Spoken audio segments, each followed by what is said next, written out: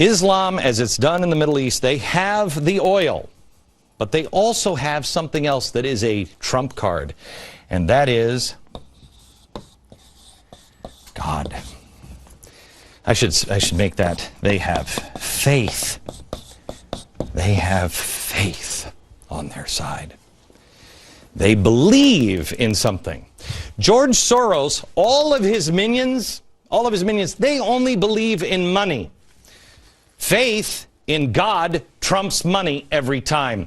And everybody that he has to rule, he rules over. Are you for George Soros's plan? Do you even know what his plan is? How about Russia?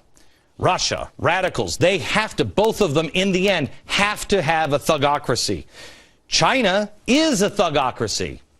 And Islam, the ultimate. It's not the same Islam here, gang. Who gets control? Who gets control? They're all playing for the same world. But you notice I didn't say the United States is sitting at the table. We are a card.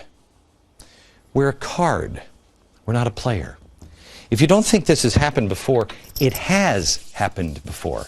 How did the most powerful naval force in the world for nearly 2 centuries just disappear? Remember when we started, we had to build new ships for England. How's that possible? On the Navy, on the Empire where the sun never set? How's it possible? Because we were this player at 1918. That was us. We had the money, and then we told people what to do.